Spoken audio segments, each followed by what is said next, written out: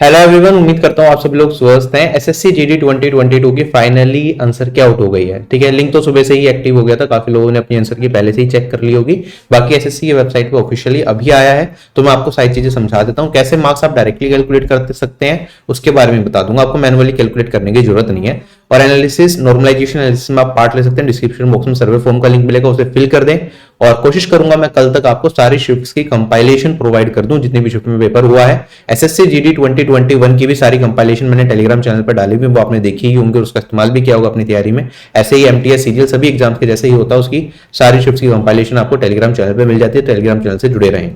ठीक है, जो आपका एसएससी जीडी एग्जामिनेशन है, इसके आंसर की आप आज, जो कि 18 तारीख है, आज शाम 5 बजे से लेके कल 25 तारीख को 5 बजे तक देख सकते हैं। किसी क्वेश्चन में अगर आपको लगता है कि एसएससी ने अपने एंड पे गलती करी है, तो उसके लिए आप रिप्रेजेंटेशन डाल सकते हैं। उसके लिए आपको 100 रुपए पे करने पड़ेंगे।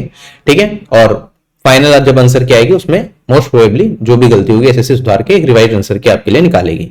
ठीक है, अगर मैं बात करता हूं आपको आंसर की कैसे चेक करनी है, एक लिंक आपको मिलेगा डिस्क्रिप्शन बॉक्स में, उस पर क्लिक करेंगे। वहां पे आपको अपना क्या डालना पड़ेगा, वहां पे आपको अपना रोल नंबर और अपनी डेट ऑफ बर्थ डालनी पड़ेगी। और जैसे ही आप इस पे क्लिक करेंगे तो आप अपने आंसर की को डाउनलोड कर पाएंगे। ठीक है, अब आंसर की डाउनलोड करने के बाद जो आपकी आंसर की होगी कुछ इस तरीके से दिखेगी।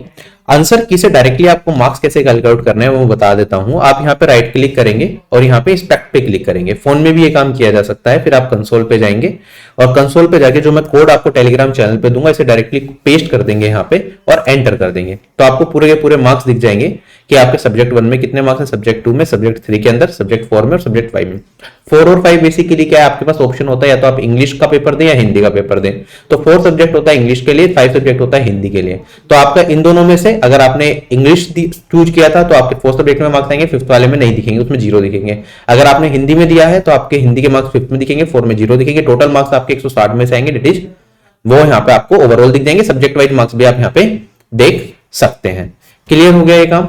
इसके बाद आगे बढ़ता हूं मैं, तो डिस्क्रिप्शन बॉक्स में गूगल फॉर्म का लिंक है, आप उसे फिल कर देंगे, जिससे कि जल्द से जल्द मैं आपको नॉर्मलाइजेशन का एनालिसिस बता पाऊं, किस शिफ्ट में कितने मार्क्स भर सकते हैं और आपको पीडीएफ मिल जाए। साथ ही साथ करंट अफेयर्स की आपको ई बुक मैंने प्रोवाइड करी थी, जो एसएससी सीजीएल सीएचएसएल एग्जाम को टारगेट कर रहे हैं, एमटीएस एग्जाम को टारगेट कर रहे हैं, जिसमें जनवरी महीने तक के पिछले पूरे साल के इंपॉर्टेंट करंट अफेयर्स के टॉपिक्स, साथ ही साथ उसमें इंपॉर्टेंट स्टैटिक के टॉपिक, जिससे एसएससी बार बार क्वेश्चन पूछता है, और प्रीवियस ईयर के सारे करंट अफेयर्स जो पिछले साल में जितने भी एग्जाम दिए उसमें जो जो करंट अफेयर्स के क्वेश्चन पूछे जाए हैं वो सारे के सारे, और टेम्पल से रिलेटेड क्वेश्चन, आपके फेस्टिवल से, डांस फॉर्म से रिलेटेड जो क्वेश्चन पूछे गए हैं पूरे साल भर में, वो सारा ऐड किया गया है।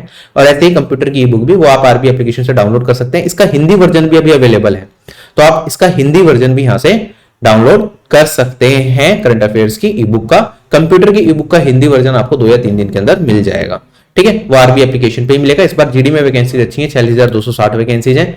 160 नंबर का पेपर था इस बार। ठीक है, पैटर्न में चेंज हुआ था, 4 सेक्शन थे, हर एक सेक्शन 40-40 नंबर का था। एक क्वेश्चन 2 नंबर का है, और नेगेटिव मार्किंग भी, अगर आपने क्वेश्चन को गलत किया तो 0.5 मार्क्स आपके डिडक्ट भी किए जाएंगे।